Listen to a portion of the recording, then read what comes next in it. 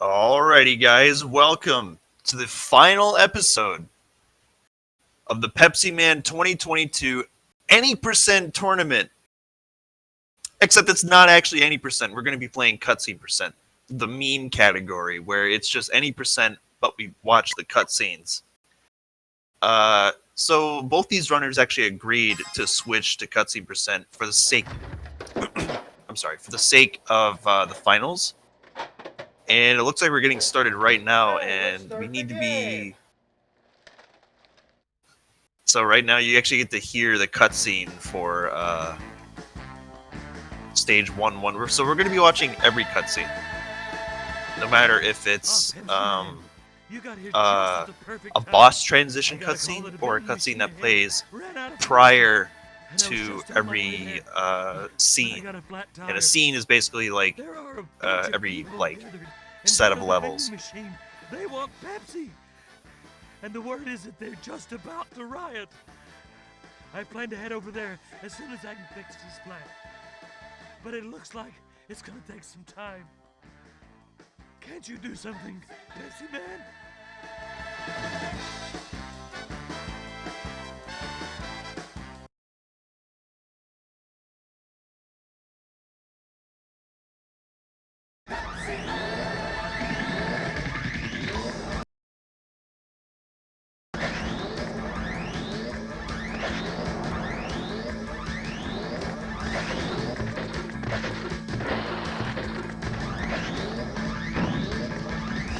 Alright, we're getting right into it. So, here we are in 1-1. So, if you guys don't know, in Pepsiman, any percent, we try to avoid collecting any possible cans as much as possible. Opti is seeming like he's actually already on pace to get 0 cans, although this... Okay, he passed it. So, getting past that, the bulldozer with the swinging arm is really hard. Stage 1-1 is actually like a super huge reset point in like actual 80% runs. Opti gets past it no problem because he's a god. And Jonathan right now, he is... he's keeping up, but he got some cans, so it's a little bit unfortunate. He's already going to be behind coming out of 1-1. So Jonathan is about 1 second behind. He's going to be 3 seconds behind coming out of this cutscene, which is very unfortunate starting out with. But just because he's behind by 3 seconds now doesn't mean that it's going to stay like that for the entire run. Pepsiman is a game where the odds can flip in your favor on a dime, because one death can spell either a lead or a loss between 2 people. And it's pretty great. So coming into 1-2, same thing. This is probably one of the easiest levels in the game to get canless because it's just laid out in a way to where like every can is like spaced out as far as you can possibly get it. So essentially, both these guys should not be grabbing any cans, especially in this skateboard section where, like, even though it's a one-hit KO, it's very easy to avoid every obstacle, especially if you just stay on the left side. And both these guys are pretty much neck and neck right now in this level. Of course, Opti is a little bit more ahead, but Jonathan, as far as like the actual in-game time is concerned, they're actually keeping like pretty consistent pace. Now Jonathan misses a dash coming out of the skateboard section, which is, I think it loses about a second if you don't dash. So he's probably going to be losing another second behind Opti here just because of that.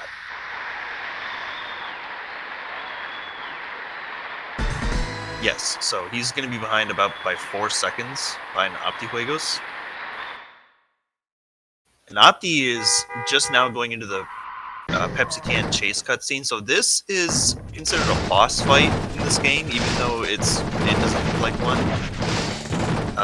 The Pepsi can is just rolling towards you at a set speed, and if you get hit by anything, either the Pepsi can speeds up towards you, or you slow down and it gets closer to you. I'm not exactly sure which is which because it's a bit hard to tell what actually happens in like when you get hit. But the gist is, you get hit, and Pepsiman gets closer to you. You get a total of 3 hits before the thing actually hits you. Opti got hit once towards the end, and it didn't really matter because there's just the last obstacle. So basically, this was a in so many of events. This was a stage 1. Barely any problems. Jonathan losing like a couple seconds because of the cans and the movement in 1-1. Hello, can you hear me? 1-2. So he's behind by about 4 or 5 seconds behind Opti.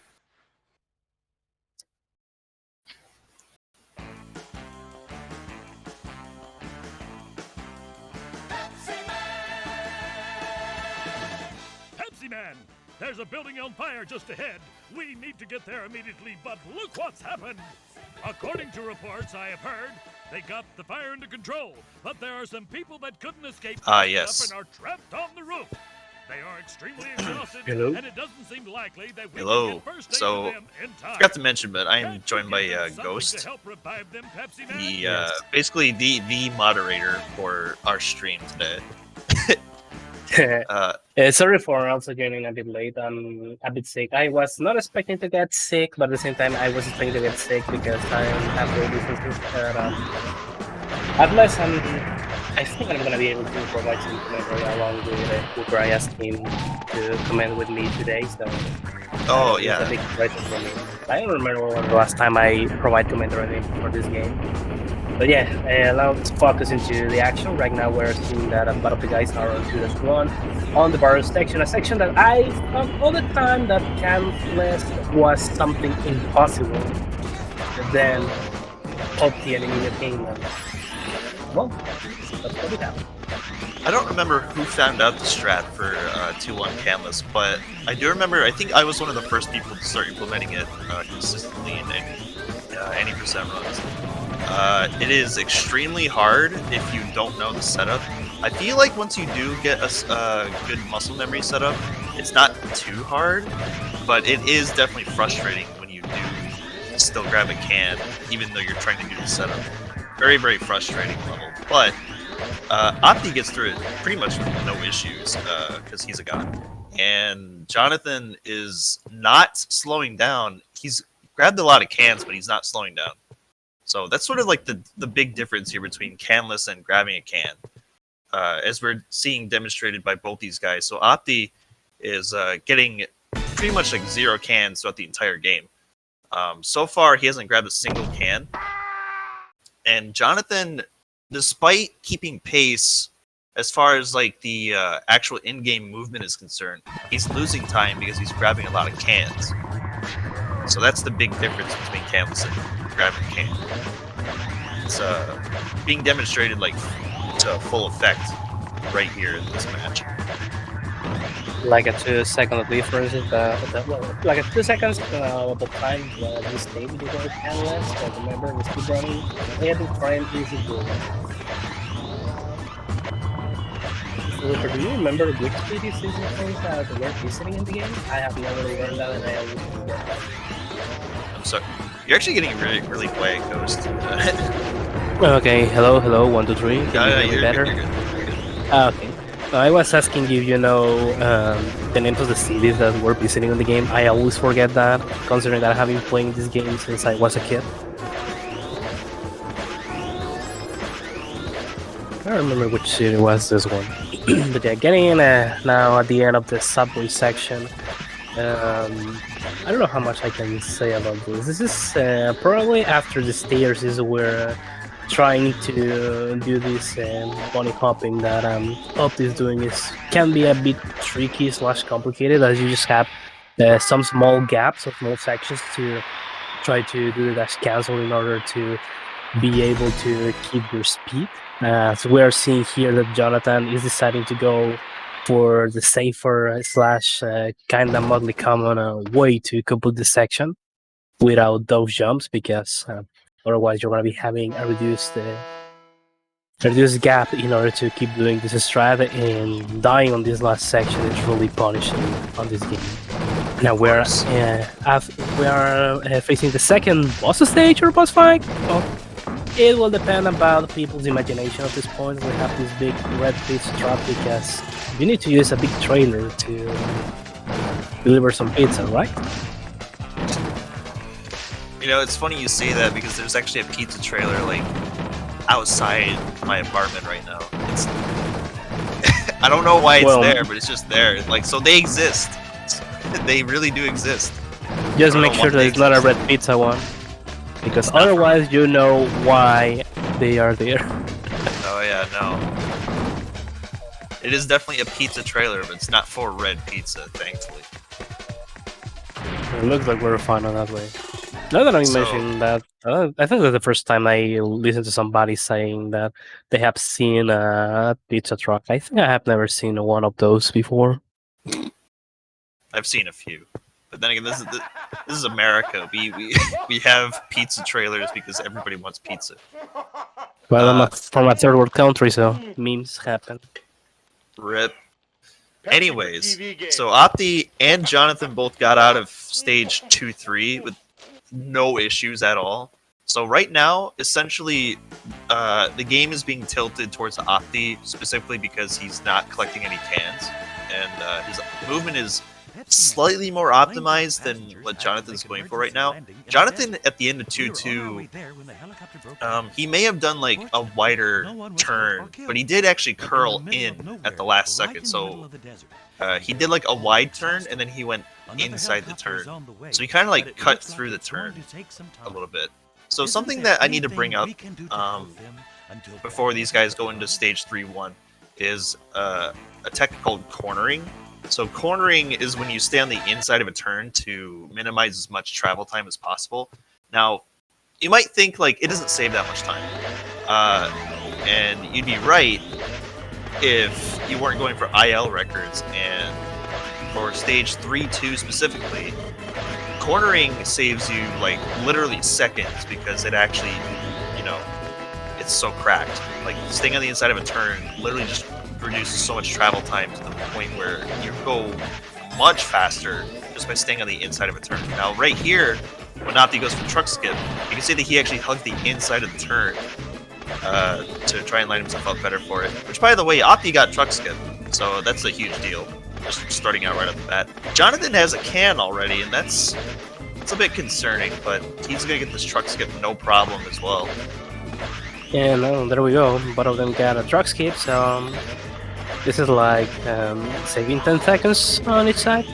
I believe it's like 15 seconds, actually. I remember the first time I got this in an 80% run. My 3-1 time went from like it dropped down to like minus 15, you know, and I think it was just because of the truck skip. It's pretty huge. Definitely, that's what I call a big save. But something I also need to add is that I felt a bit uncomfortable with what Opti has done on the first section of the stage. I was just seeing danger on screen, and I was feeling that I was gonna get hit at some point. Oh no! No, he got hit. This thing, this. Oh no! He got cans. Oh my god! Okay, definitely this is something good for Jonathan, because with these small mistakes that Opti got, definitely he's gonna be. Well, now Jonathan's gonna be a bit close to Opti. Not so much like the big time difference that both of the runners have, but considering that Opti failed the car wash skip, and at the same time he grabbed 2 cans of Pepsi at the end, this obviously this just translates into losing more time. So it's gonna be slightly helpful for Jonathan. So what happened there is Opti got hit, and then he grabbed some cans. So with both those combined, he lost about 5 to 6 seconds, which is pretty huge considering the gap between these guys is already kind of small to begin with. I mean, like, none of them have really made like a huge mistake. Like, Opti, despite losing 6 seconds, that wasn't a huge mistake. It was just a mistake. So the gap is a little bit closed, but it's pretty clear that Opti's still ahead. And both these guys are trying their hardest to just optimize the movement at the beginning of 3-2. So this is the only stage in the game where you can't not grab a can. So you will always see people grabbing cans at this level. because it's not possible to skip these things. Now, if there's a way to like skip entire stages, because that's like the only way I can see like being able to like optimize 80% any further. Like if you can skip levels, this is the level I'd probably try to skip the most because it just sucks. Like it's just totally bad. Opti is not cornering, actually. I thought that he'd be trying to implement them, but I think since I told him about it very late, like, I think I told him about cornering just a few days ago, so he's probably not, like, fully used to it yet, but if he got his hands on cornering, then he'd probably be saving, like multiple seconds just because of that. I'm telling you, it's extremely important, especially for a game like this where you're trying to save as many frames as possible. And Opti, just now getting out of 3-2, and Jonathan is still not that far behind him. I'm actually really surprised that Jonathan is keeping his pace up. Now, you guys might not think, it, but like Jonathan, you know, he is like a top runner at this game. Like it might not like seem like it at first, especially when you look at the leaderboard and you see that he's like, what, like I think 5th place, 6th place right now on the board. Well, if we remove the consoles from the board, as it's supposed that I was gonna do that months ago, in theory, Jonathan is on 5th place. He has an 1855, while Opti has an 1815. That is the world record on emulator. As well, this game is pretty expensive, so not so many people can have the opportunity of having a physical copy of this game. Plus, Jonathan has been practicing a lot, mostly since this tournament began, so... I don't know, I have the feel that he never thought that he was gonna be on the grand final of this tournament, so... It's really amazing to see how his progress has been in the game due to this tournament. I'm really glad about it. It is, it's very cool to see people, like, actually improve a lot, especially around these tournament times, because when these tournaments come around, that's when people start to practice, that's when they start to get better, and then you see the improvement on the leaderboard, actually, around the same time. Exact same case with Jonathan. Jonathan practices, and then he gets better at it. Wait. Looks like, well, in chat people are telling that Opti skipped a cutscene, so I need to check that. Oh, did he? I'm gonna see. Did he skip the cutscene for the stage 3 boss? Looks like that was the case. Yes, he skipped it. Oh no! So Pepsi City went out of control a little while ago from being overloaded. All the roads are affected by the computer, and we can't. So in this case, what do we do? This is gonna be an involved run for Opti, or we just simply add the time that cutscene takes? So, considering that it's a small cutscene, I'm fine with just adding the time back. But I think for any future cutscene percent runs, like even if it's a small cutscene, you really got to keep your hand off the controller. I think we'll let it slide for right now, like just for this one match. But if the next match, same thing happens, I'm probably just gonna throw down a DQ because it is, you know, the name of the game is cutscene percent. You have to watch the cutscenes. Like it's a meme, yeah. Like it's a total meme, but it's not a meme anymore. Remember, it's one of the main categories of the leaderboard as the community requested. And going back to the game, Opti tried to get the truck skip here at the beginning on 4th of 1. He unfortunately failed. I find that I don't find this hard to get, mildly tricky. Then nothing, but something that concerns me right now is that in this case Opti is now long held, so a single hit and that's gonna be a dead, obviously. More than this trash can section. There's no way he's gonna get this without getting hit. If he gets hit, then he's gonna lose a life and it's gonna be a lot of time lost. He is, yep, grab the can. Alright, he's trying to be safe. So it's either you grab a can or you get hit trying to not grab a can, and in this case he grabbed the can. He's been trying really hard to get this level canless, and he actually gets the no stumble on the trash can. Are you serious? Come on, dude. that's some cracked stuff. Anyways, yeah. So Opti, he's just trying to be safe now at this point. I mean, he's only got one hit until he's dead, so he's got to be a little bit careful. But since there's no more obstacles, he's out of there. Jonathan is still not that far behind, so right now, Opti and Jonathan are still neck and neck, essentially coming into 4-2. And this is the level where I think the game would get really close.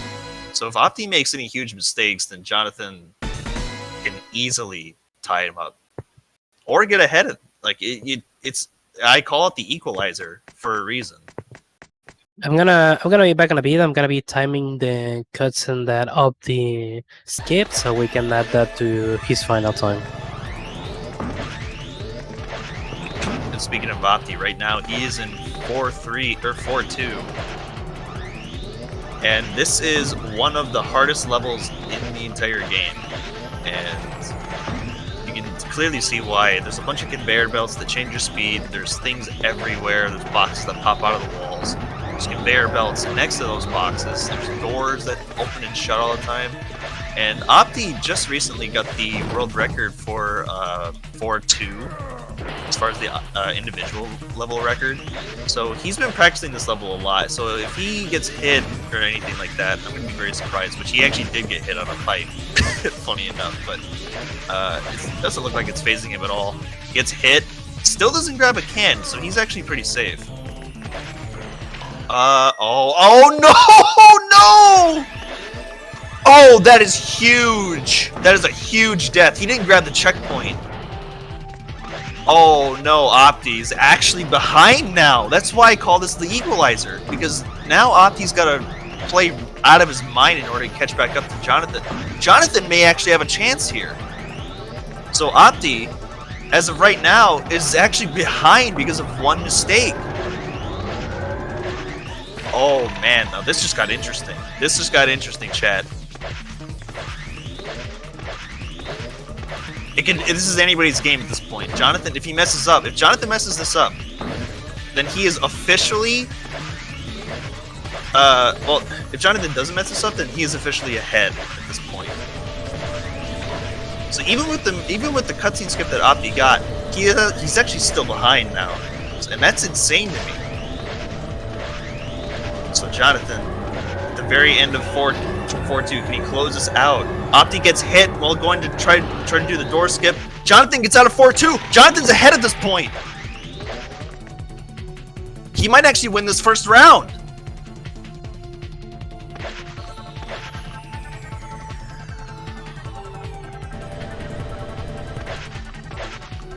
This is not what Opti wanted today.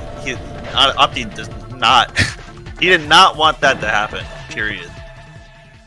He gets out of the snowboard section, but oh man, it's actually coming down to the last chase section, isn't it?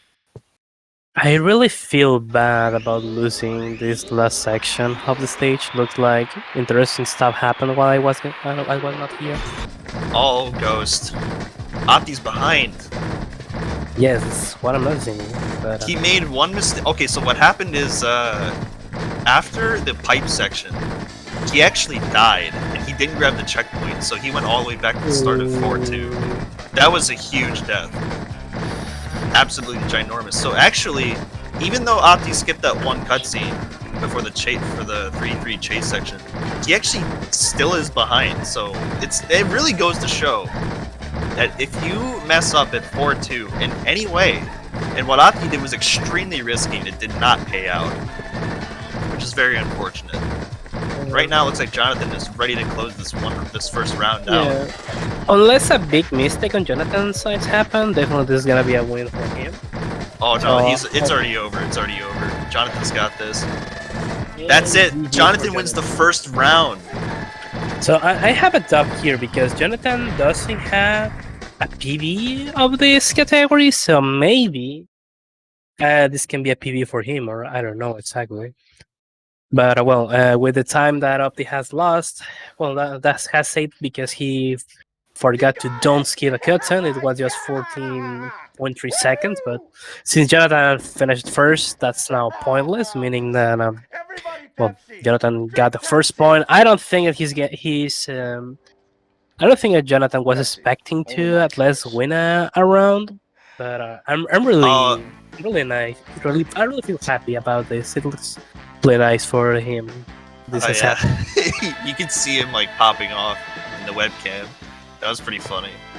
You love to see people actually like get hyped for this, and that like understandably so. I mean, this game is extremely nice to like play well in, especially in a race setting like this. So, Jonathan wins the first round unexpectedly, by the way, because he was very behind up until Opti died in 4-2. That's why I say that 4-2 is the equalizer. It can always change the tide of the match, and it did in this one's instance. Now the question is, can Opti learn from that mistake and try to play 4-2 at least a little bit more safe than what he was trying to do? Because he was trying to do some super risky stuff, and it did Being not aware pay about off. how Opti is, I don't think he's gonna do that. But definitely he needs to.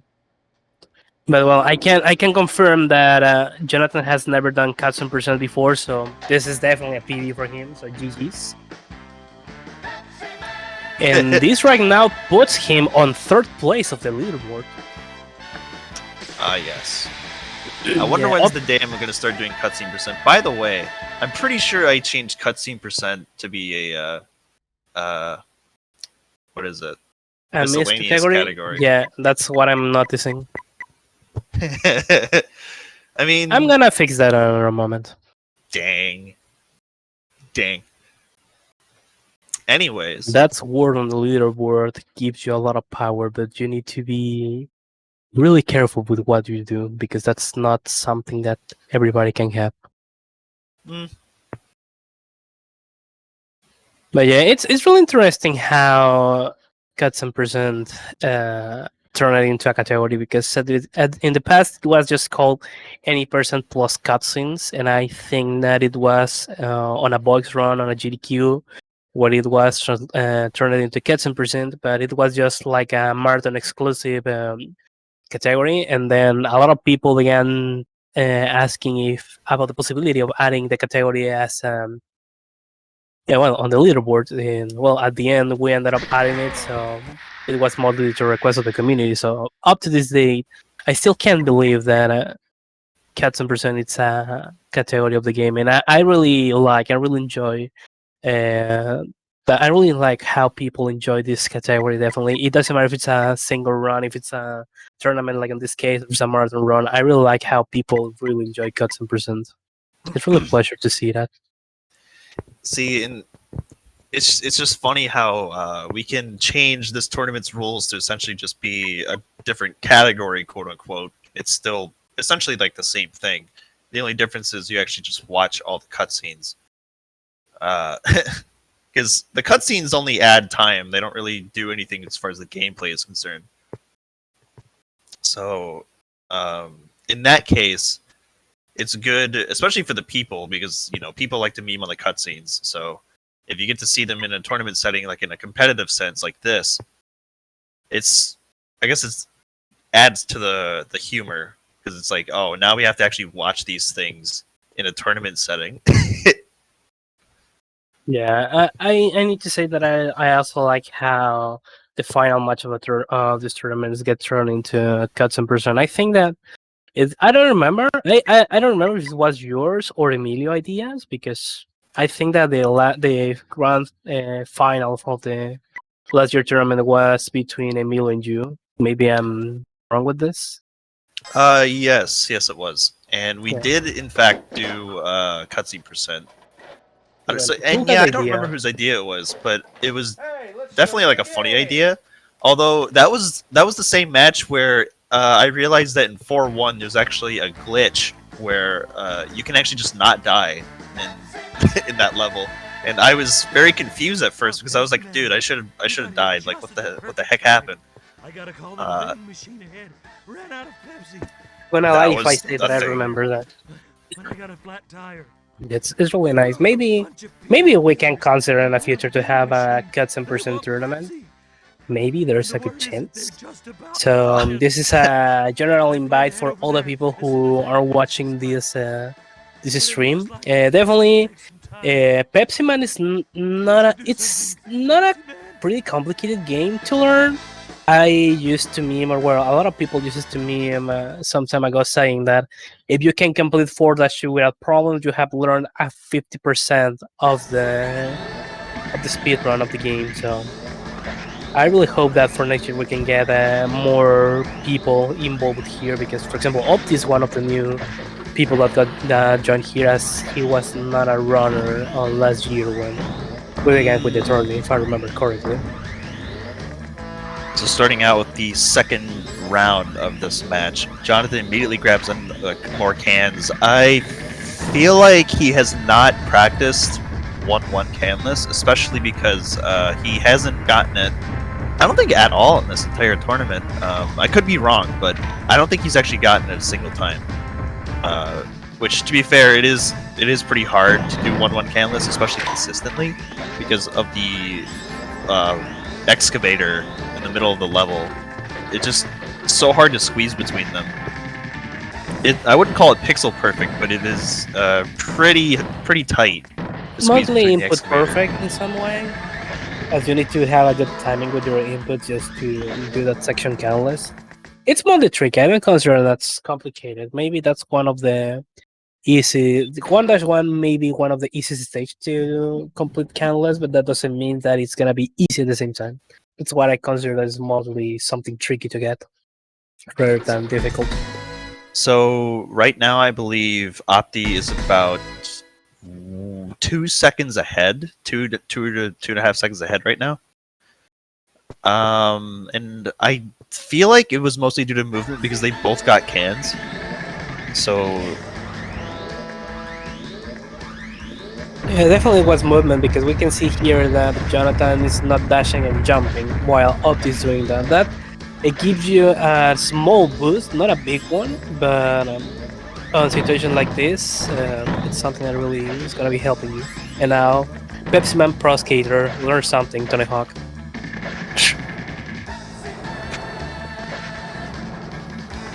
now, unfortunately, there isn't really like a way to speed this section up. It is quite literally an auto-scroller. Like, the only way that we can really save any time here is just to go as straight as possible.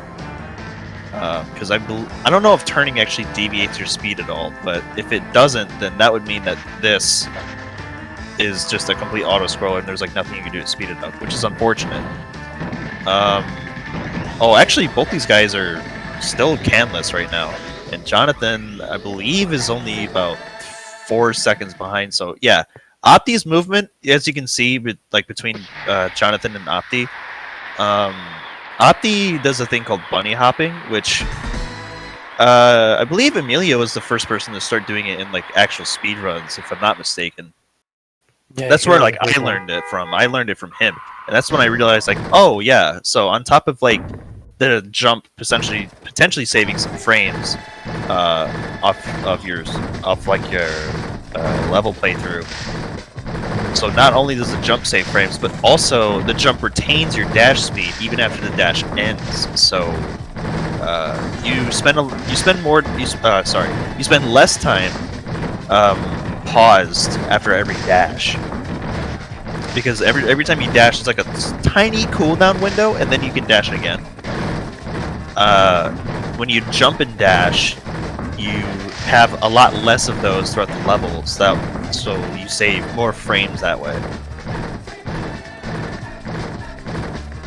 So right now, Jonathan and Opti are pretty much neck and neck. I mean, like, I think Jonathan is, I believe, like 5 seconds behind Opti now, which isn't like a huge deal because they're both making like around the same mistakes. They both got cans in 1-1, and in 1-2, I believe Opti only had the edge out because of his movement. So right now, it's pretty neck and neck.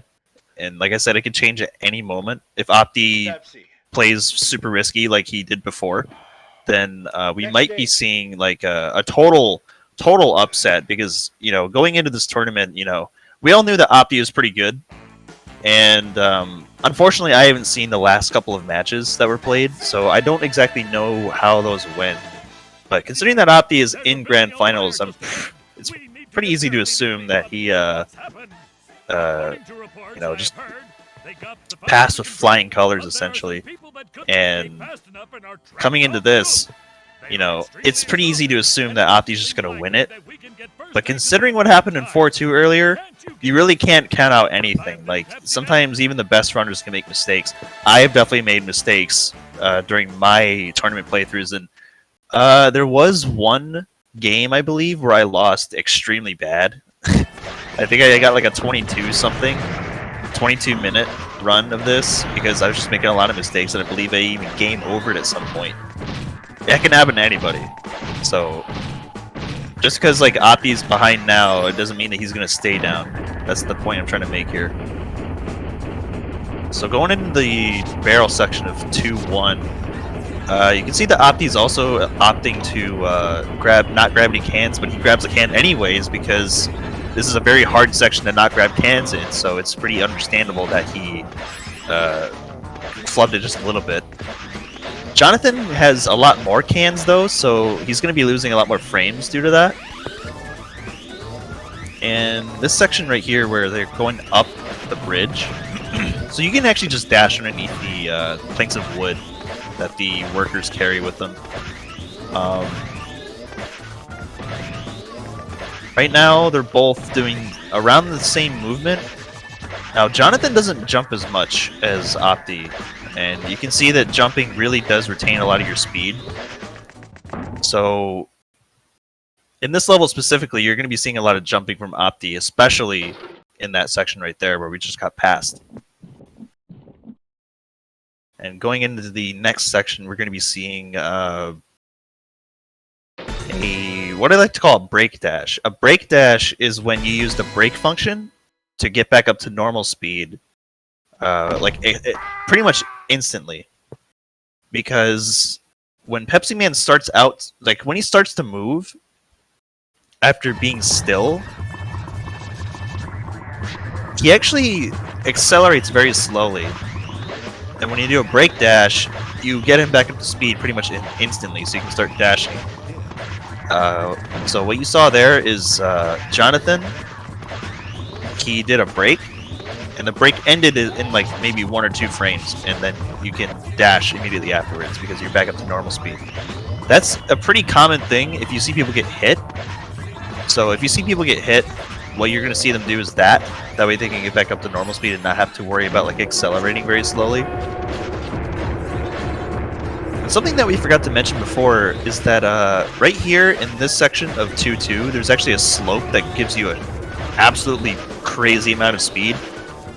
And what they do after that is they try to jump as much as possible to retain the speed, because like I said, you jump, you retain a lot of the speed that you get from like anything that you have on the ground. So whether it be like the slope speed or your dash speed, if it's speed and you can carry it, then that's when you start jumping a lot. And right now, both of these guys are actually still canless. So Jonathan right now and Opti both have no cans. So this is actually really good. So they're essentially like keeping the same pace between each other. Jonathan is, I think, behind about like 5 seconds total, but just because he's behind by 5 seconds doesn't mean anything, because, like I said, it can change on a dime.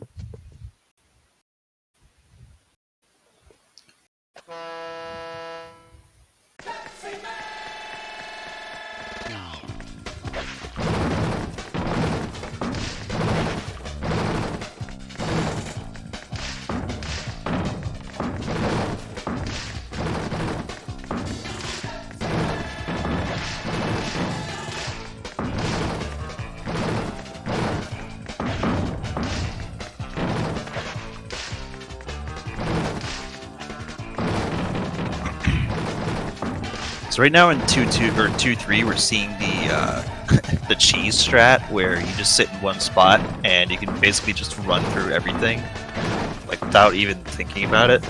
Stage 2-3 is one of the hardest chase sections, but it becomes super easy when you realize that you can stay in like one spot for half of the chase and then another spot for the other half of the chase, and it is just completely trivialized by that.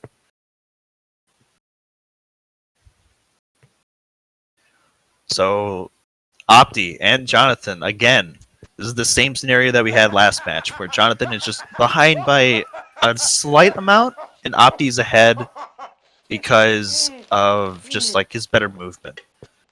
Now, just because he's got better movement doesn't mean anything. At least not right now. You know, if he doesn't make any more mistakes throughout the rest of the run, yes, it doesn't matter. But what matters most is that you don't make any mistakes. And Jonathan plays solid, okay? He might not look like he's trying very hard, but he plays very solid. That's the difference here. We were on our way there when the helicopter broke down. Fortunately, Because playing solid in a tournament setting means that you win, essentially just by being smart and not being super risky. I say that, and I'm a person who, if I was in this tournament, I'd be trying as hard as I can to get literally everything right. You know, I'd be doing all the super risky movement. I'd be doing like all of the strats that I know about. Even if I get hit a couple times, I'm not gonna give up. That's just how I would play if I was in this tournament. Which, sadly, I couldn't enter this year because I had an injury and it was sustained for a little while. But I got better over time, so I probably could have entered. But at that point, it was too late. So I just decided to be the commentator for this year's tournament. We'll see what happens after this. But anyways, so now we're in 3-1. Opti's going to go for the truck skip again. Very nice. Gets it. Jonathan has one can going into truck skip. Opti probably could still lose this. I mean, not lose it, but he could still probably mess up the end. So what Opti's going to try to do is he's going to try to go through the car wash at the end without getting hit, and while trying to not grab a can, which is extremely hard. It is not consistent at all, at least in my opinion, because even if you line yourself up perfectly before the car wash section, you can still get thrown off of the angle you're trying to go at just because you are... Well, actually, just because, like, it's just whenever the game feels like turning you into the car wash. Now, I could be wrong about it being consistent, or inconsistent, rather. But in my experience, I don't think I've ever actually landed it consistently. And it could be a console problem. Because I believe I ran this on standard disk speed, and it was perfectly fine. Opti actually gets canless, so he's actually going to be saving a lot of time over Jonathan right now. Because 3-1 canless is pretty huge. So Opti is going to be saving about 2.5 seconds over Jonathan coming out of this cutscene.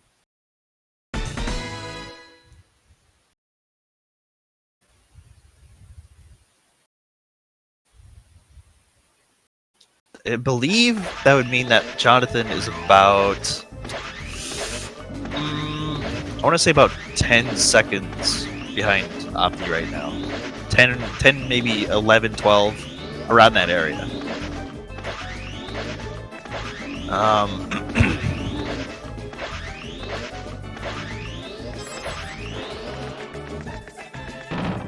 So Opti is avoiding cans, even though it doesn't really matter. Now, what you may notice is that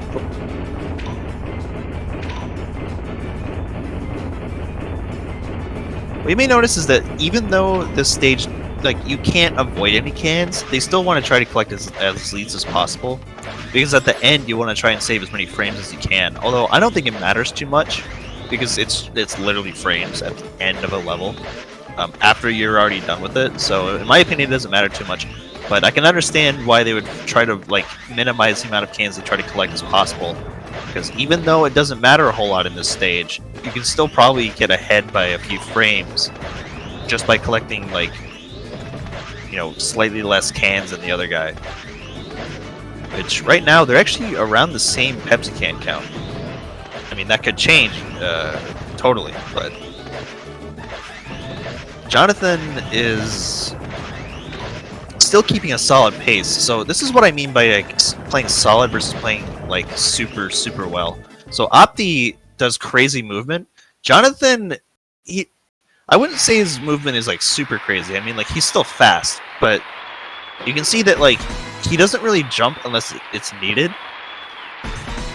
And you can see here that, like, he doesn't... Oh, no, Jonathan gets hit coming out of the door. So you have to dash through that door or slide through it, because if you don't, then you get hit. Opti does not skip this cutscene this time, so that's great.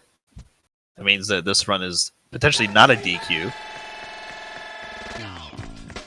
So yeah, Jonathan, unfortunately, he's not coming out of this with any time save. I think he's actually losing some time here to the split.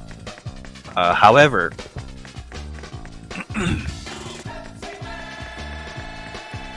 what I was trying to mention before, Opti's movement is very like risk reward. Jonathan's is very solid, and he tries to like just play as safe as he possibly can, because of course, like in a setting like this, you want to try to be safe while also trying to be fast. And I believe Jonathan embodies that more than Opti does. Opti, I believe, just goes a complete balls to the wall and tries to go absolutely as fast as he can throughout like the entire game, which I mean, that's commendable, of course. I do that. If I was in this tournament, like I said, I would do the same thing. So even though I'm saying that it's better to be safe than to be risky, ironically, I don't do that myself, because it is the smart thing to do. And even though I say that, I'm a person who would not follow that philosophy, even if I was in this tournament myself. But with that being said, Opti coming out of here with, I believe, about 15 seconds of a lead, which is pretty big for a game like this.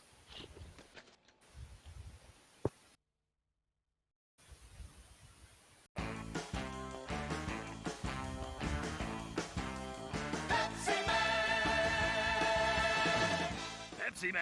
It looks like the main computer of Pepsi City went out of control a little while ago from being overloaded.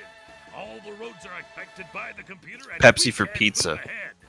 There isn't enough Pepsi for everyone, and violence has flared up amongst those. So, I don't know why that cutscene plays here, because clearly the Pepsi for Pizza would be great if it came after the second stage, where there's a literal pizza truck chasing you. But you know, yeah, I guess it was just a missed opportunity on the devs' part.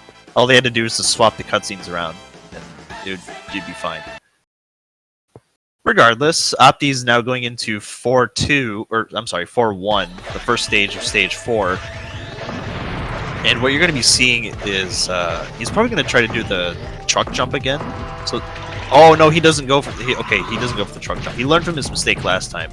He lost, I believe, about 3 seconds because he didn't get the truck jump, which is understandable. Like, that truck jump is a little bit tight.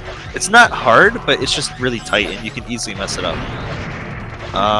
So Jonathan, I believe, he's not going to do that because he's smart, as I've said. Very smart, very solid. He's going to go for the 4-1 truck skip, which is extremely easy compared to the 3-1 truck skip. So that one, like, I believe it only saves like maybe a second or two, but it is definitely worth going for because the Pepsis that fly out of that truck are random. Meaning you're not going to know which position they're going to be at. And Jonathan gets hit. That's unfortunate. So I believe Opti is actually going to come out of this with a bigger lead. So we're going to see Jonathan get into the trash can section. Opti's coming out of the trash can section, and he's definitely going to be moving on to 4-2 if he keeps his movement up like this. And Opti is, like I said, he's a pioneer of 4-1 canless, but in an instance like this where you want to try and just play at least as risky as possible, Opti does not want that right now. He doesn't want to play risky. At this point, he just wants to get out of 4-2 with a lead, a solid lead.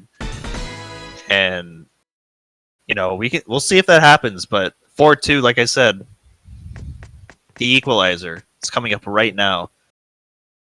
Opti could get through it perfectly fine. He could die at some point before the first checkpoint and get sent all the way back. And if that happens, then that would mean that this game is even again, unless Jonathan makes a mistake.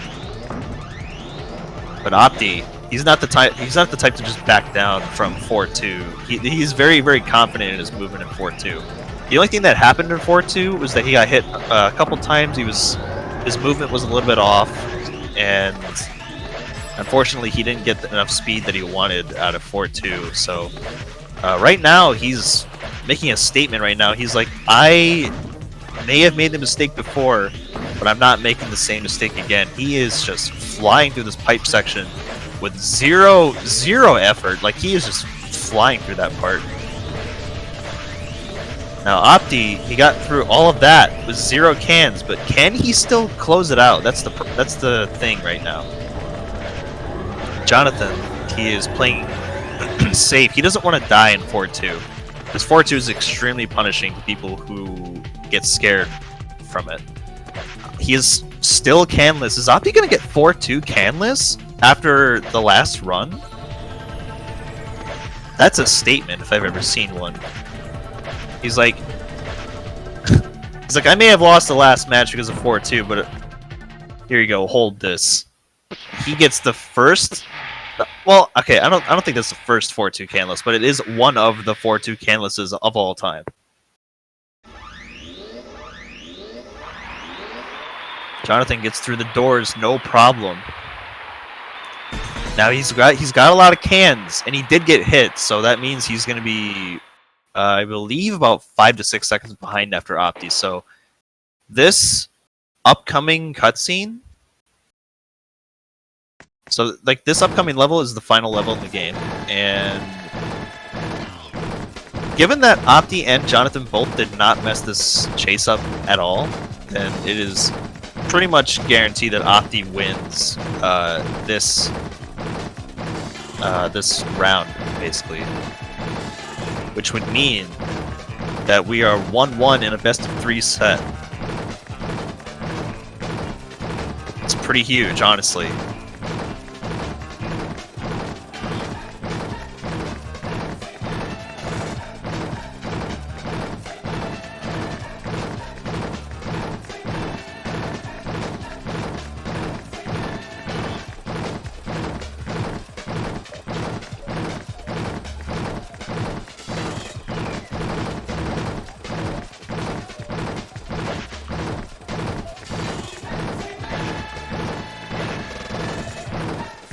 Alright, there we go. Opti with a 23:10. Huge improvement from the last run, which was a 24:02 with the skipped cutscene, which I believe would be more of a 24:16, 24:15 if we added the cutscene time back.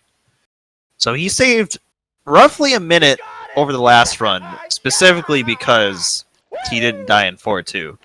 That death in 4-2 is extremely huge, especially for a player of Opti's standards. Losing around a minute in Pepsiman when you're at a high level, it's not good. It's not good for you. Like it'll bite you. Jonathan just now finishing, so he was about 40 seconds behind the entire time.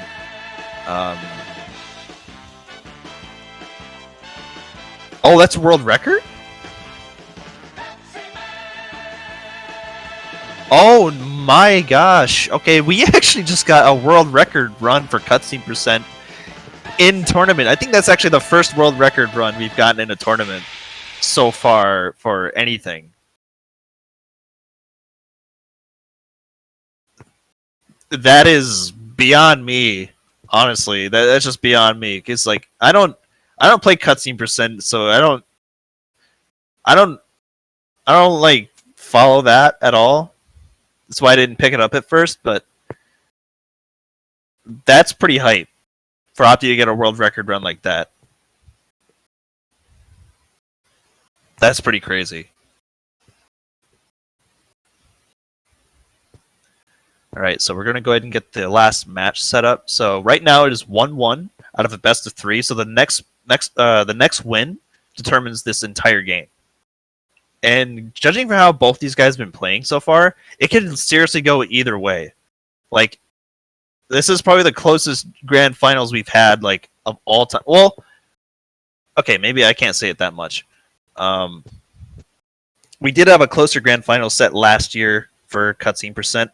I think one of the matches last year was honestly just down to like a couple of seconds. I believe I hit...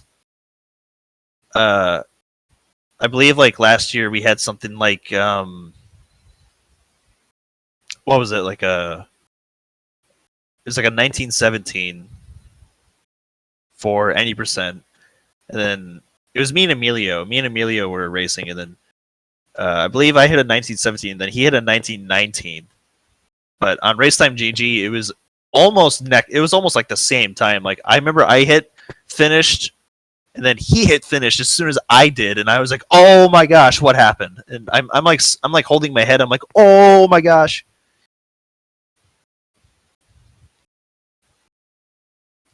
We could get one of these here. We could get like a photo finish here, and we'd have to like judge it off of the splits themselves, like the times themselves off of both runners themselves. So if it comes down to it, we're gonna have to actually like do some research into it to figure out like who actually wins. Because in a situation where both players finish at around the same time, you really gotta dig deep.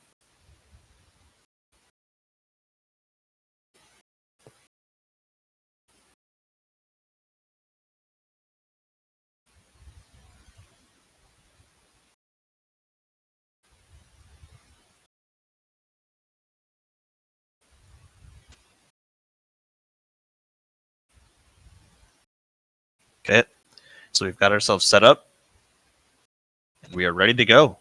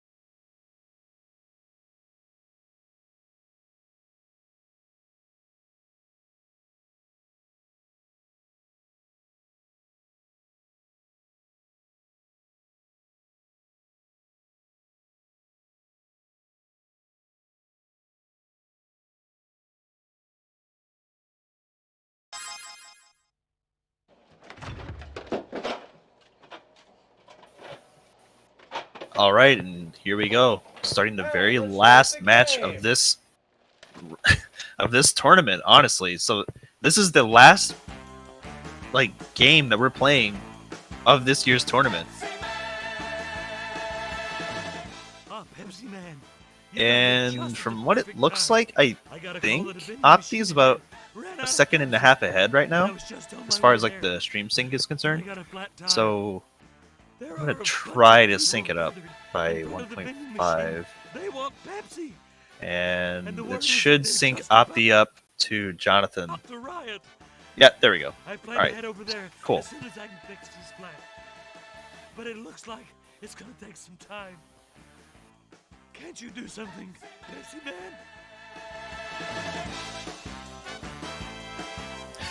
So it is completely synced up. So here we go. Jonathan's into it. You can see him. You can see him moving around.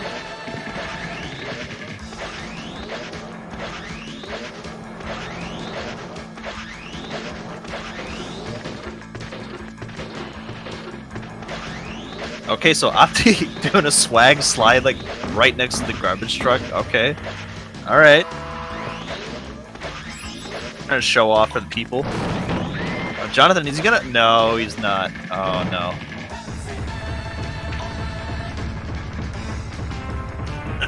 Alright, so Opti and Jonathan both have grabbed cans, so Opti is only really ahead right now because of his movement.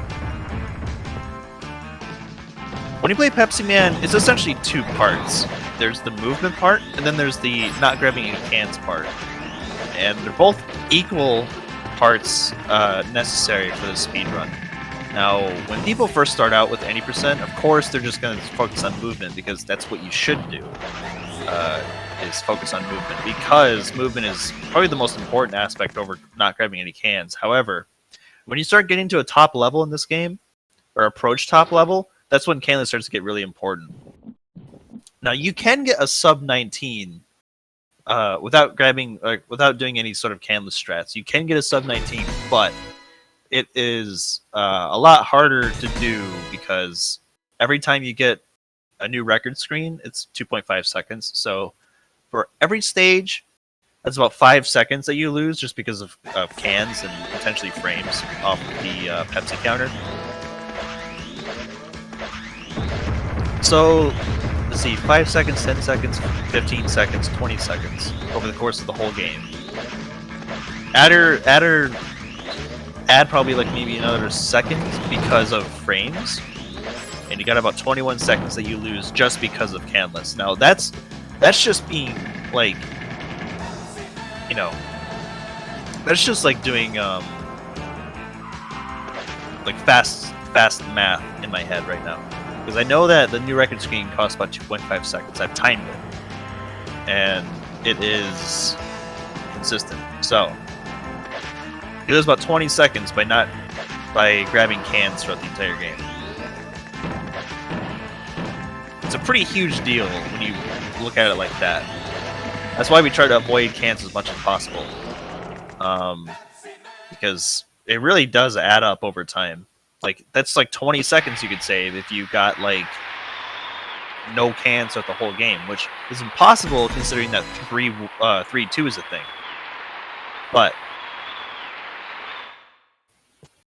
regardless, speaking of cans, Jonathan grabs 1 can in 1-2. I think that's the first time he grabbed cans in this entire set. So it's a bit unfortunate. The 1 can spells 2.5 seconds, which means that Jonathan, I believe, right now is behind about 5 seconds because of both movement and the cans. So we're going to see that right now. Coming out of the boss section. Jonathan gets hit, so like I said before, in these chase sections, I don't think getting hit slows you down at all. I believe what happens is the boss like object just gets closer to you, that's it. Which, if you look at it like that, it's not like a huge deal, because like Opti got hit towards the end and it didn't really lose any time. So I don't believe that I've lost any time to these chase sections as long as they don't die, because I believe they're just straight up like automated auto scrollers. So with that being said, both of them get out of stage 1 fairly easily, I'd say. Opti's still ahead by about like maybe, I want to say like 7 seconds now. Have a Pepsi. Next stage.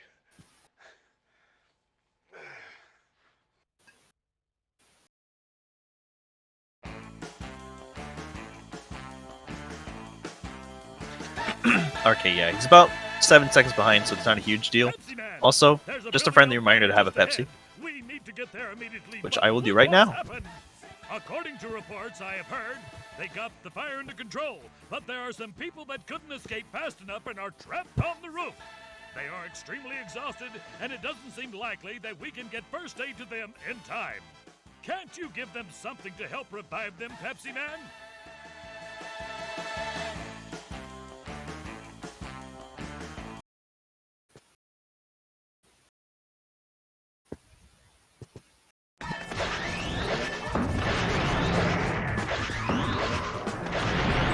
Alright, so now we are in 2-1. We're gonna see if Opti can actually get the canless this time and not lose a bunch of time. Jonathan does not opt to do canless 2-1 because I don't believe he's practiced it that much. Opti grabs a can, it's already over at this point. You may as well just grab some more cans. This section is extremely difficult to get canless in, so I'm not surprised if they grab cans at all. I'm actually more surprised if they come out with 0 cans, because it's just that hard. It's definitely one of those things that can like mess you up a little bit if you grab a can, because it's like, oh no, like I grabbed the can, like that sucks. Like, but all you gotta do is just keep a clear head. Like, okay, I'm losing like 2.5 seconds. All right, I'm just gonna hold that and move on. So Opti's is gonna try to finish this out. You know, you may have not gotten canless, but it's not a huge deal if you can just like keep your movement consistent. So like after you grab the first can, it's not like a huge deal if you grab any more, because like I said, you lose like literally frames every time that you collect a can. So, oh, Jonathan falls into the hole. Oh no! Oh, that is huge time loss for Jonathan. That is unfortunate. So it's probably like one of my favorite death animations in the game is where you trip and roll forward and then fall into a hole. Now it's funny in that sense because like just on its own it's funny, but in the context of a race or a speed run, it is extremely unfortunate to see, especially because like as soon as you trip and fall, there's basically nothing you can do to stop yourself. Like he will just keep rolling into a pit no matter what. So Jonathan is going to be very behind after this. I'm not exactly sure by how much, but the only thing that can really even the game out is if Opti makes a similar mistake, which I'm not going to count on, but it will. It could happen. It could happen. That's all I'm going to say. And speaking of Opti, he's actually in 2-2 right now, going down the slope. So this slope right here, it doesn't really matter if you dash or if you just walk down the slope. It's the same speed. This slope, however, that Opti just went down, gives you a mad amount of speed. And you can see that he's actually jumping a lot to try and maintain it as much as possible. After a while, it will actually go away, because every time that you land on the ground, your speed will decrease, because this game has momentum. What you want to do is carry the momentum into every jump. But if you know the point in which you need to start dashing again, then you really won't lose any speed coming out of that slope. Opti right now is just he's just playing really well. He gets a 109.33 coming out of that, which is extremely good. Jonathan gets hit twice in 2-2. This is not looking good for Jonathan right now. He's canless still, which is a good thing. That's like the one thing he needs to hold on to. But getting hit twice, that loses about maybe 6 seconds, I believe. So Jonathan right now is struggling a little bit. He gets a really huge death in 2-1 and gets hit twice in 2-2, so he's behind by quite a bit. I want to say it's about over 40 seconds of time loss, just from those 2 deaths. Or, I'm sorry, he didn't die, but you know. Opti gets hit in the chase section. He's actually really close to the truck now, and he didn't even get hit more than once. So what can happen in these chase sections? I didn't mention this because it doesn't really happen to many people, but in this specific chase section, you can actually get pushed into the truck without even getting hit. So Opti is just one hit away from facing the wrath of the pizza truck. Which, he gets out of there perfectly fine, but like, holy crap, he is very close to it. He only got hit once, and then he was just pushed into the truck, because that's a thing that can happen. It only happens in this specific chase section. So, that's a thing we gotta look forward to.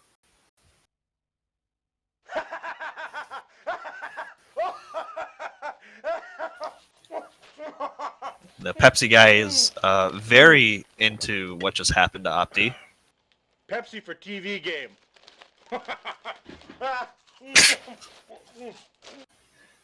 Always cracks me up. Thankfully, we actually do get to see that cutscene in this tournament, at least at this point. So, Jonathan right now, he's actually doing a lot better in the chase than Opti was. Opti may have only gotten hit once, but he did get pushed into the truck, so it effectively looked like he got hit twice. So, Jonathan, I believe, is I believe he's about 40 to 50 seconds behind. It's pretty huge. Like you can see the difference right now. This is probably the biggest gap we've had so far between like both runners. And considering that the last match ended with a difference of 40 seconds, that's actually saying a lot. So the only thing that can really happen now to even this game out is if Opti makes like a huge mistake towards the end. Like if he doesn't get truck skip here, for instance, or if he dies at any point. Because any death in this level would be gigorman. That doesn't make any sense. It would be pretty huge, is what I'm trying to say. This level is very punishing if you don't grab any checkpoints, which Opti goes ahead and gets the safety checkpoint in case he needs to. Which he gets the truck skip no problem, so he's going to try to do another canless 3-1, which, like I said before, is borderline inconsistent at points, but I believe a consistent setup has been found already. So I may need to get back into that in case I need to start improving my own world record. But anyways, Opti gets through this part no problem, grabs the safety checkpoint, no problem. He is out of here. Now, if he dies in this section, especially towards the end, like if he gets hit by any like stray biker or whatever, it's going to be a lot of time. Jonathan right now in 3-1, he is... Oh! That's new. Opti gets hit there? And he grabs a can? Okay, so he's one hit away from death. That's uncharacteristic, I gotta say, but... Like I said, it does happen. So he's going to be losing about 5 seconds because of the hit plus the cans. So he's going to take this part super safe. So it's about 5.5 to 6 seconds lost because of the cans plus getting hit. Jonathan, on the other hand, only has 1 can, and he's gotten past the truck skip pretty safely. Safety checkpoint, of course. Now, it doesn't lose that much time to skip the checkpoint. However, if you do skip the checkpoint, it is a little bit faster. However, it's also a lot riskier, especially in a tournament setting, to skip that checkpoint. Because if you die, you go all the way back before the truck skip, which is pretty huge. So it's just a huge amount of time loss, no matter how you look at it. So Opti right now is in 3-2, which means that we're going to be seeing more of the barrel section. Now, this barrel section, like I said before, you can't skip any cans, no matter how hard you try. The only way that you'd be able to skip any cans in this level is by just skipping the entire stage period, like a level warp or something, which we don't really know of at this point in the game's life. I wouldn't put it past the game to have some sort of like level warp. Like, if you just glitch the game into thinking that you're in a different stage, then it will most likely just put you in that stage afterwards. That's the only thing I can really theorize, but that's just wishful thinking at this point, because I would love to see a sort of warp glitch in this game for any percent. That would change the game pretty significantly.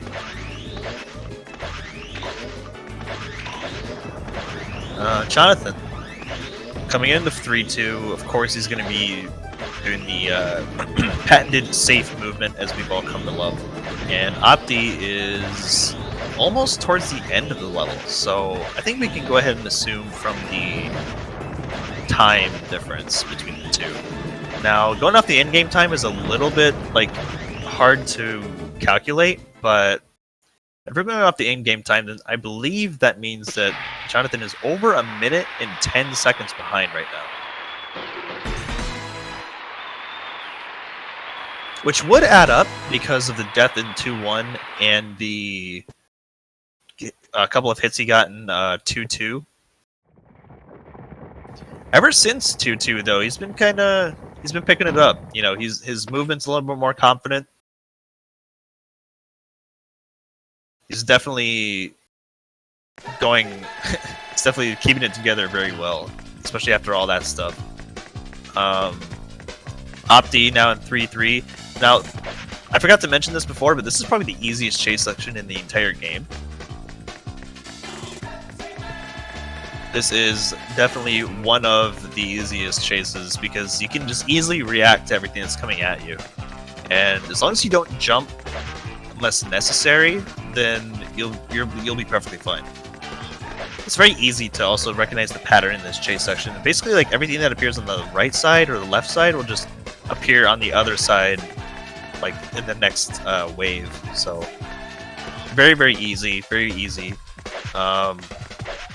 It's a lot easier than 4-3 for sure.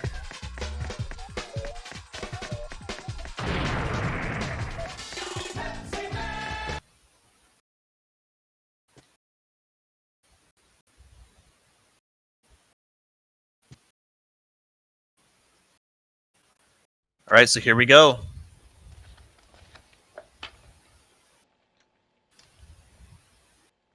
Opti going into 4-1 on a very good pace, actually. Now, I believe he's also... I think he's back on warp pace with this. Pepsi for pizza. I could be wrong, but I believe this is warp pace. Again. We'll see coming into 4-1 what kind of pace he's on. but it's looking pretty good from what I can tell. Pepsi Man, it looks like the Jonathan right now is right at the end of 3-3, so all the roads are affected by the computer and we can't move ahead. it's coming into 4-1 right now. He's got to watch the cutscenes. But after that, it's fair game at this point. Because really, after this cutscene with the policeman,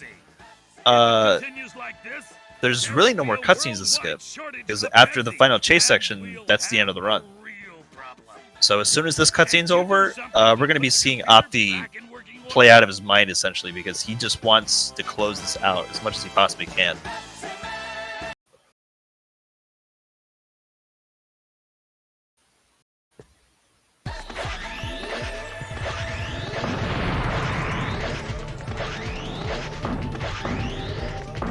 He's gonna try to... No, he's not gonna do it, no.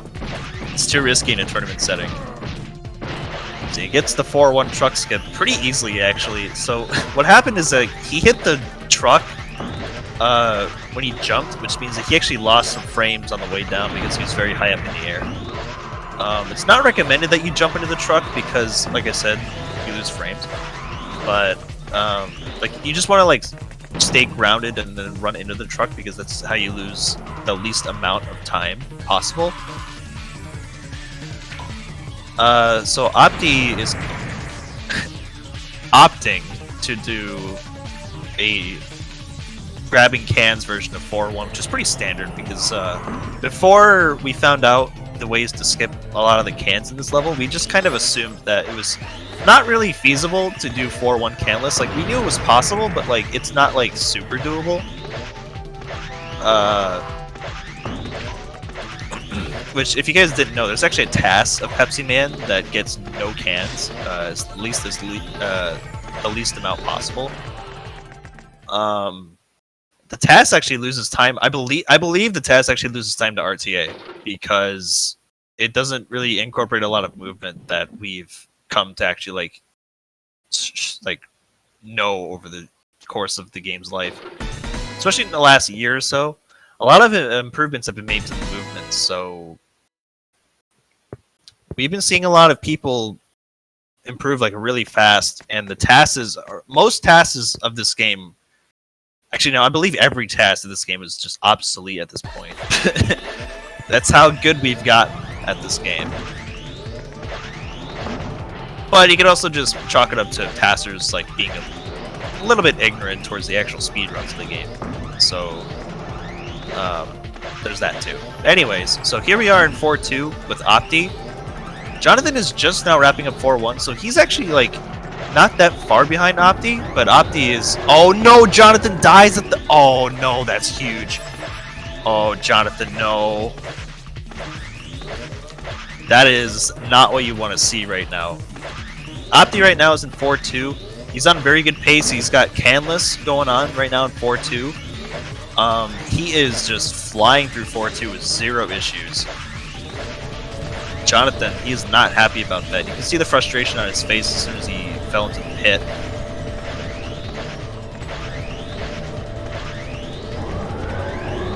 Opti is about to close this one out, so the only thing that can really like open this up for any sort of tie is if Opti messes up this skateboard section, which is not a huge deal considering he got the checkpoint. So even if he does the checkpoint, he's going to be ahead by about over a minute still, which means that this race is, I don't want to say over already, but it's pretty huge. And Opti gets canless 4-2 again in the same race. That is ginormous, honestly. Probably like the best performance we've seen so far from this game. At any point, I believe. So Jonathan is just trying to get through this first opening section without really getting hit. It's very scary, especially if you're not comfortable with it. So what we've seen here is Jonathan is playing solid because he doesn't want to die, which is perfectly fine. And Opti gets out with 0 cans and super optimized movement, which means that Opti is probably going to get away with another runaway whir. This might world record, although I'm not exactly sure. We got about 30 more seconds until the world record ends, so we could be seeing a back-to-back whir for cutscene percent.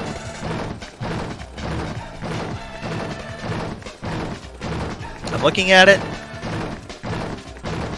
Could it be 10 seconds?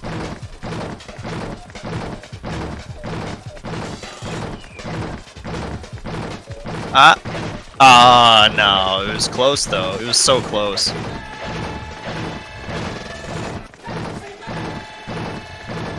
So about 23:15 for 23:15 for Opti. So that's like back-to-back, like near world record pace runs, both times for Opti. So Opti is our 2022 tournament champion. And as you can see, the Pepsi guy is very excited about that.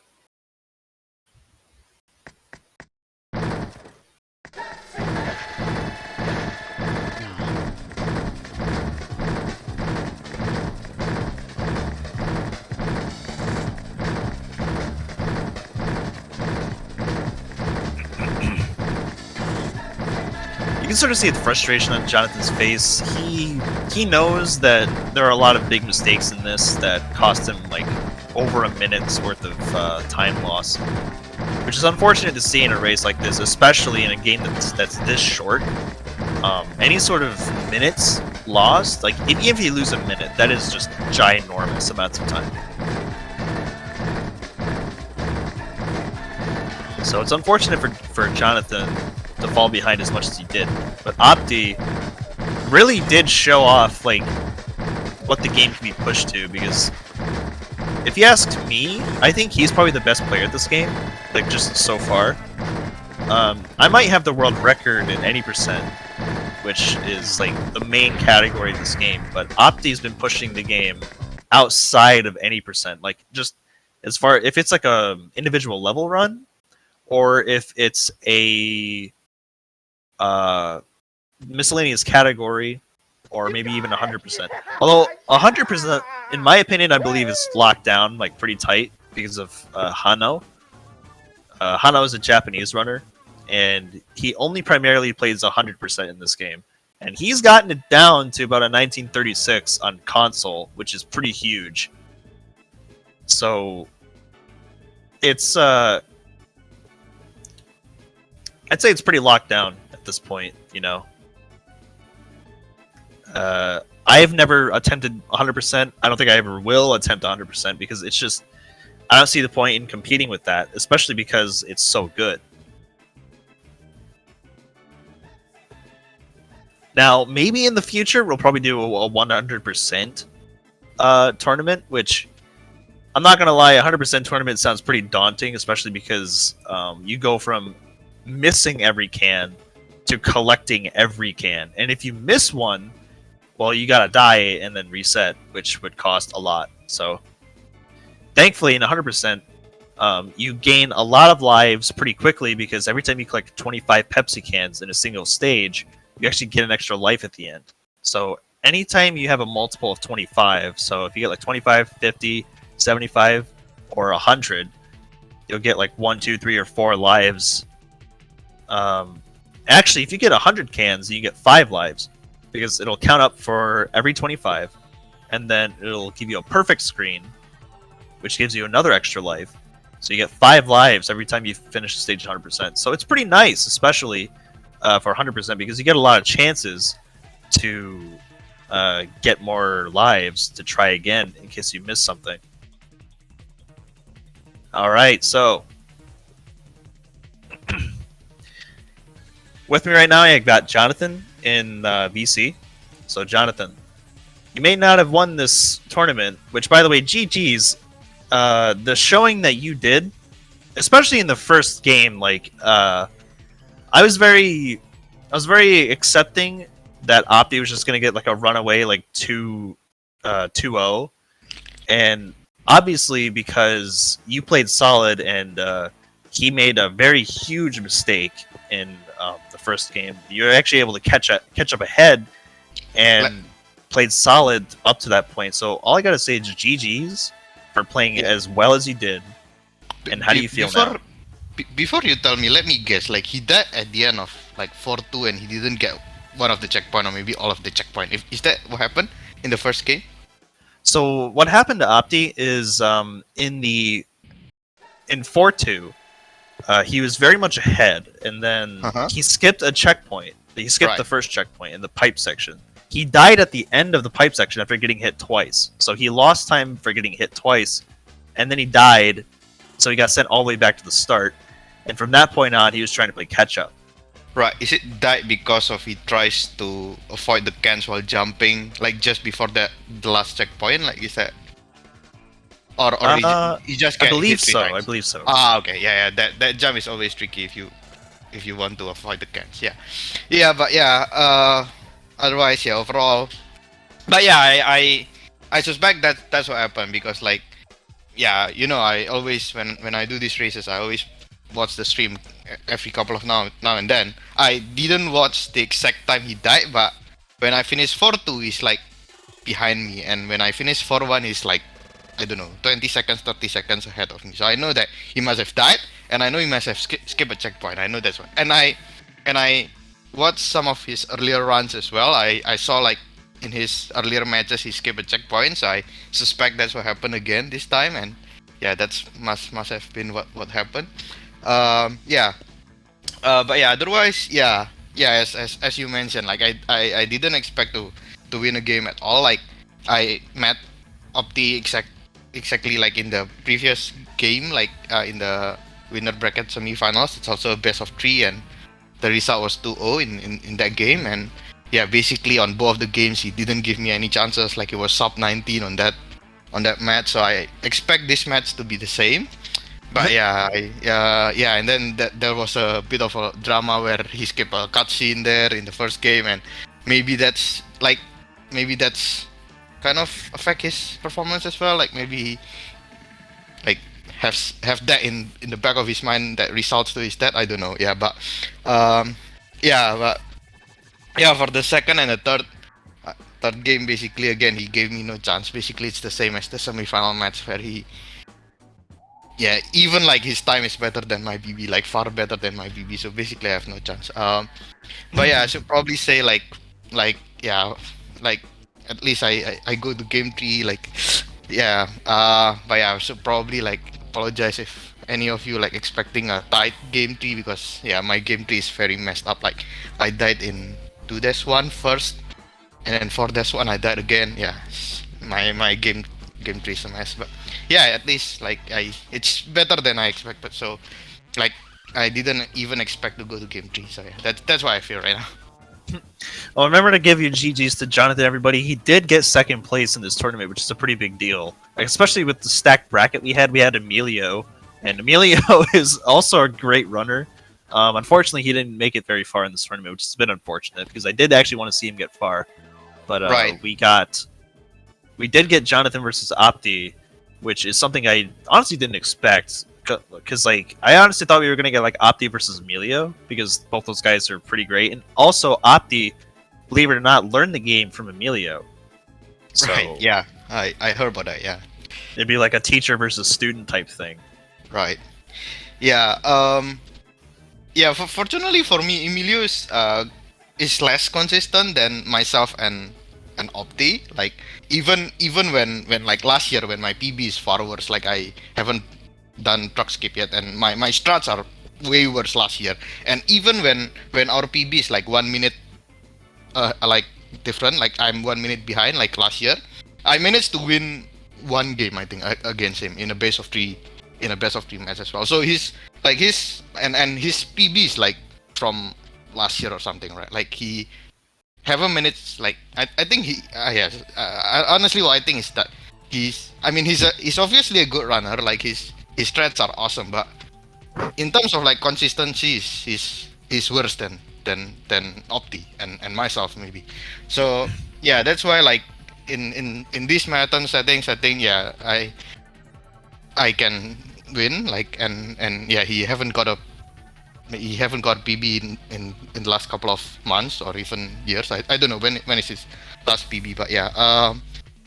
So yeah, and actually like the loser bracket finals, like I met him in the loser bracket finals, right? I don't know whether you watched the replay, but yeah, it's yeah, he won the first game, but the other two games I won it. So it's not a clear win for me as well. Like it's a tight game as well between me and Emilio in the losers final. So but yeah, I managed to win it, and yeah, and again it's because of like I think he makes several mistakes on the second and the third game, and yeah, that's what happened. So I've said this during the stream multiple times, but playing consistently and playing solid is a lot better than trying to go for like the best strats all the time, especially in a race Right. setting where Yep. you can easily lose like a minute or something because of one mistake. Exactly the case with Opti. Opti lost a whole minute because he went all the way back to the start of Right. 4-2 Right. because of one mistake that he skipped one checkpoint, and it could have been like a 25-second death, but it ended up being a whole minute because of one checkpoint. That's really the big deal with any percent as just in general, like with this game. Like if you skip checkpoints, you are going to have a bad time if you die. That's why whenever you see both Opti and Jonathan go into 3-1, but right before the truck skip, they always grab the checkpoint because you never know what's going to happen. If you get a jump glitch, or if you just like mess the truck skip up and you want to like death abuse, then the checkpoint's right there. If you skip that checkpoint, you're going all the way back to the start, and you're probably going to lose. So it's best to play solid than it is to be super risky. But Opti's a player who doesn't care about any of that, and he just does whatever he wants, and he just does it with efficiency. It's crazy to watch. Now I will say this: Opti got cutscene percent world record in the second game, which Right. is insane because he actually improved by quite a lot. He improved by Right. about 12 seconds, I want to say, Yep. hmm which is just ginormous. That is huge. Yeah, and then even the second game, I think it's sorry, the third game it's worse than his second game, but still better than his PB before of the tournament, right? Like it's like 7 seconds better than his PB before the match, like excluding the second game. So like the second and the third game is better than before this tournament. Like so, yeah, basically like there's no chance for me. Like his second and the third game is basically like perfect, like almost perfect. So yeah, about the checkpoint. Yeah, I get like you avoid you did not take checkpoint when you like try to get PB because if you die you reset the game anyway. But like during marathon match, like why do you avoid checkpoint? It's not slower, right? Getting checkpoint, so I don't really get. It's like, slower by frames. Like you lose like maybe like half a second at most avoiding like some out of the way checkpoints. Like in 3-1, both checkpoints are actually out of your way. So if you went to go get like the first checkpoint, for instance, you probably lose like a few frames here and there just by like turning into the checkpoint. And turning because back. because you by taking the checkpoint you don't optimize the turn, like the cornering, that thing, right? Is that Exactly. So okay? and the second checkpoint in 3-1 is actually very far out of your way. So when you go for the inside corner after the truck skip, there's like this. It's like on the outside of the turn, and you want to try and stay inside of the turn because you want to keep the corner going. That's basically all it comes down to. In these instances, like grabbing the checkpoint is not a huge deal. It's just that when you're trying to save as much time as you possibly can, like just squeeze as much time save as you can out of this game. Skipping some out of the way checkpoints is definitely the move. If you're trying to do a PB attempt in a race setting, no, you grab that. You grab that. Yeah. As we've seen in this very same match, if you don't grab a checkpoint, you mess up. It is probably the end of your run. Like, no matter how far ahead you are probably going to lose, and that's what we've seen today. Now, I'm not going to say that, like, this happens all the time. It's actually a very rare occurrence where somebody, like, loses a game because they didn't grab a checkpoint or something. I don't think that's happened more than like maybe twice in the last 2 years that we've had this tournament. But Opti just recently had the most recent like attempt at that, so it's unfortunate to see. But being the player that he is, Opti, of course, he bounces back from that. He learns from his mistakes, and even in 4-1, we saw that like even though he messed up the truck jump in 4-1, the one where you just jump between like the truck and the trailer. So he messed that up, and he didn't go for it anymore. He actually just stopped doing that cold turkey because it Like, didn't work. He failed it on the first game, and then on the second and third, he just slid under the truck. Yes. Okay. I mean, that's something that I never do myself. So like, yeah, this just shows also like how our strats are so far ahead. Like, I mean, Opti strats are so far ahead. Yeah, I always slide under the truck. I haven't practiced jumping over the truck as well. Yeah. But like in terms of like the checkpoints, like is he getting all the checkpoints in the second and the third game? I wasn't paying attention to see if he grabbed every checkpoint. I think in 2-2 he didn't grab the checkpoint at least a couple times, but that one, in my opinion, is probably one of the most important because if you die, you start out with immediate speed. Because the checkpoint is right over the slope, so you go down the slope, you're already like going really fast. And speaking of Opti, here he is. So Hello. Opti, I just want to say congratulations and also a really great showing, and also getting world record during this set for Yes. cutscene percent. That's pretty big. Nice. That's nice. Well, it was a PB. I hit it. I got it. Yeah, when you are a world record, any PB is a world record, right? So Yes. Yes. It was just amazing to see like the game being put Opti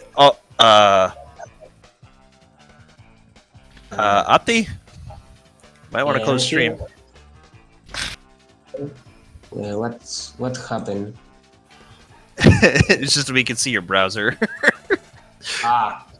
Okay, we put this. Right there. Yeah, you don't want to show that on stream. Don't want to show that. Oh, fail.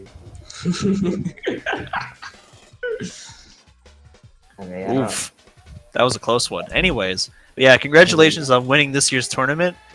yes. And even though I couldn't participate this year, I knew that I knew that I would probably have some competition between you and Emilio if I entered this year.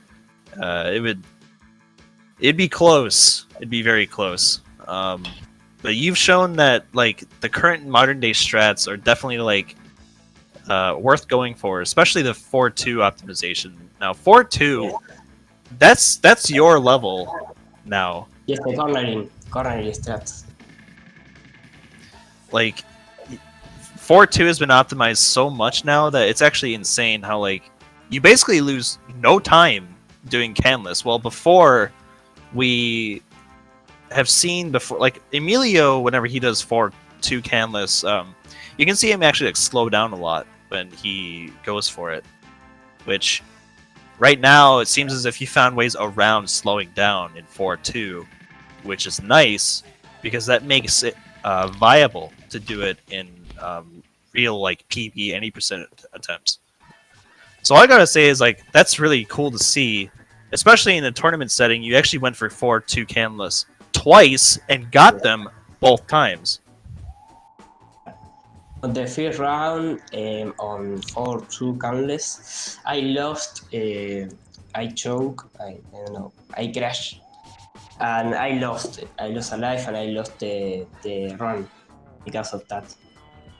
I failed. yeah, we Mac Cooper and I were talking about you skipping the checkpoints and yeah, not really paid off on the first game, but yeah, on the second and third, you played really solid. So yeah, congratulations on winning the tournament and winning the match. Yeah, I think I need to go to the Spanish channel actually. Ghost asked me to go there. So yeah, yeah, probably, yeah. I just say congratulations again. Yeah, Yes. you gave me no chance basically, other than the first game. So yeah, thanks for the great match. Thanks.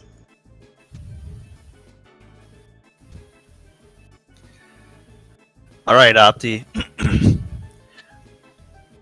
Now here comes the biggest question: is how do you feel right now after winning this match and this tournament this year?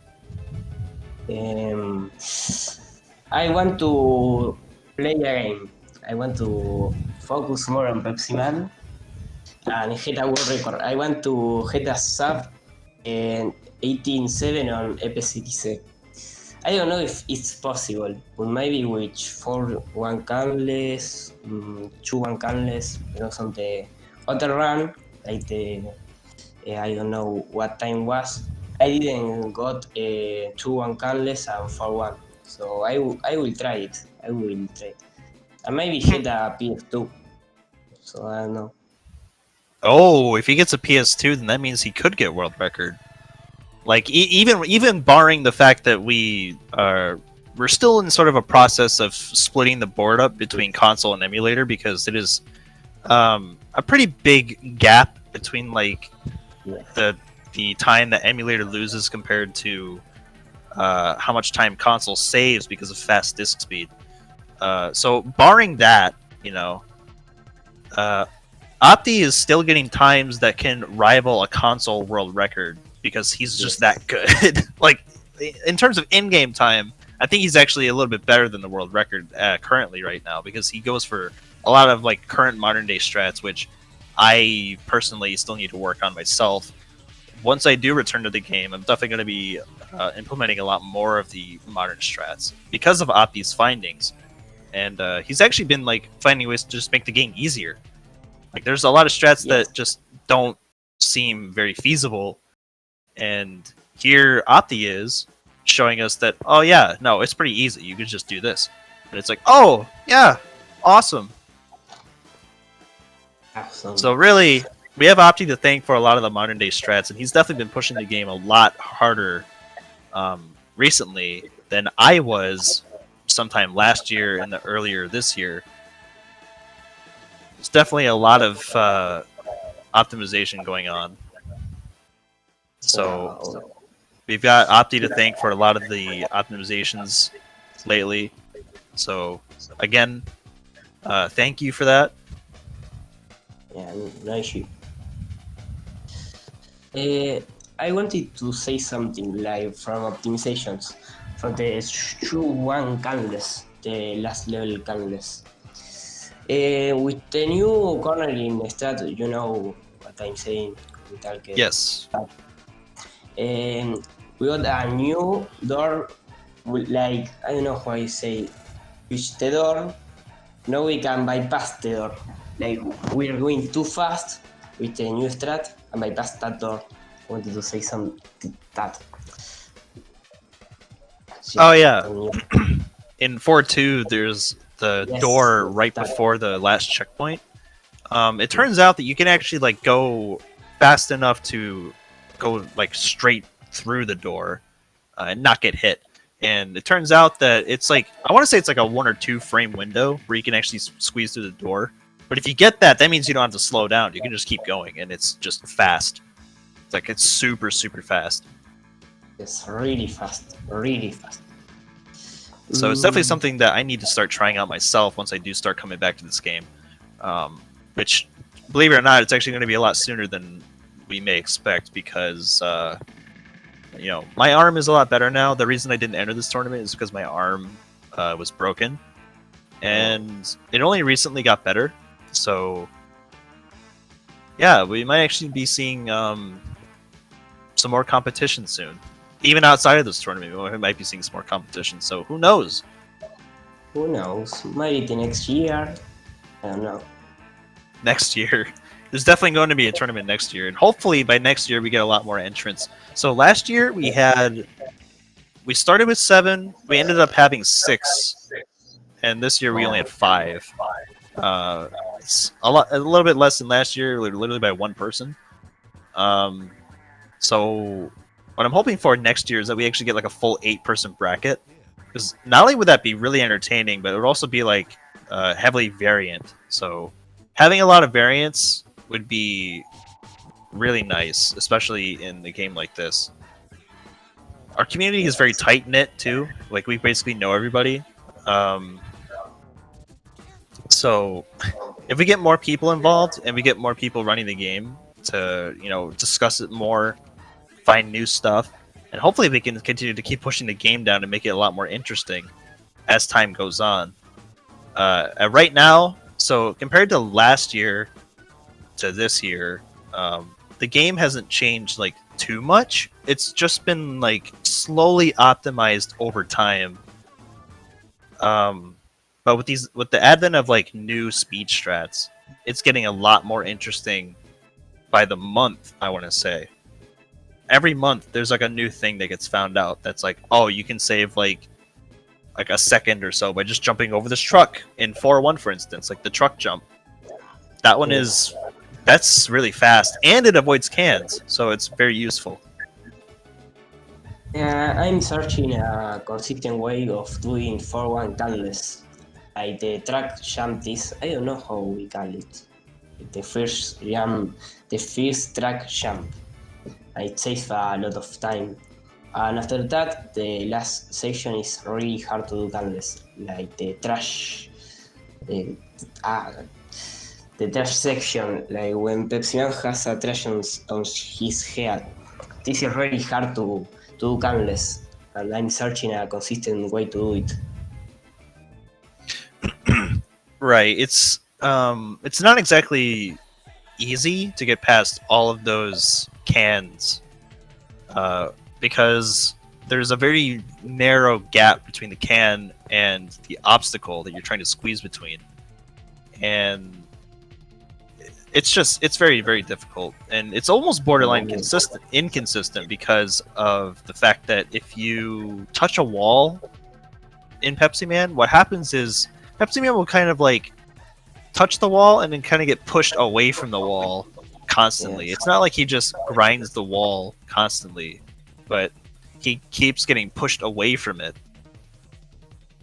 So it makes avoiding cans a little bit more difficult, especially because of that. I believe it's one of the reasons why 3-1 canless was thought to be like a little bit inconsistent all the time, is because like even if you try to line yourself up against the wall right before the car wash, you'd get pushed away from it, and it would kind of just mess up your positioning a lot.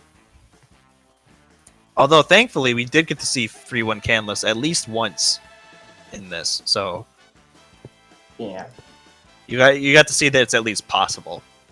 it is possible. And we got to see 4-2 canless twice, so that was nice. It was nice.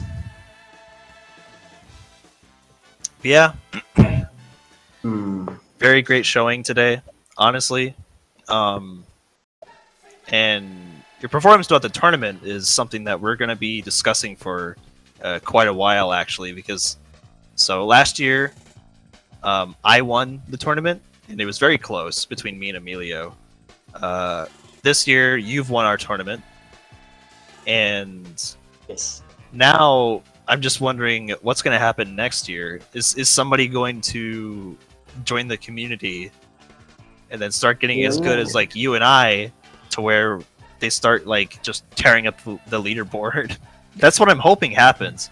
Someone's going to join the community and just start ripping the game apart. That's what I'm hoping for. Let's hope that happens. But anyways, I believe that's about it from us here at the Pepsi Man community. Opti, do you have anything else to say? Nothing. I don't have to say nothing. Well, outside of have a Pepsi, of course. Yes, I forgot that. Have a Pepsi. Have a pizza and Pepsi. Good cene. And nothing more to say. Yeah, really thanks for watching. I don't know.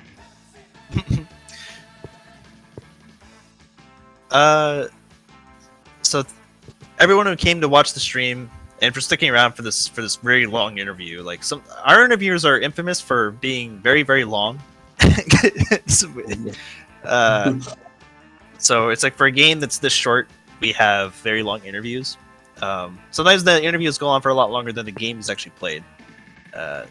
So yeah, but anyways, so that's about it from us here at the Pepsiman community. And again, I just want to thank you all guys for watching.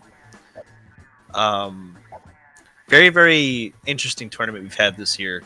It wasn't as big as last year, but it was very interesting because we did get a lot of like good runners in this bracket, and it was very like very flip floppy, I'd say, between like who was actually gonna like come out on top.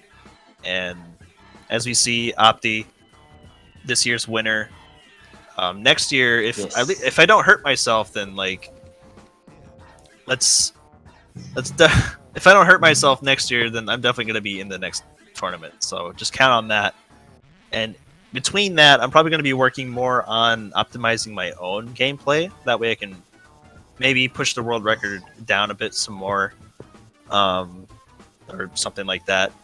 But anyways, with that being said, let's go ahead and end the stream. So thank you guys for watching. Have yourselves a good day, and remember to have a Pepsi. Bye. Bye, guys. Thanks for watching. Goodbye.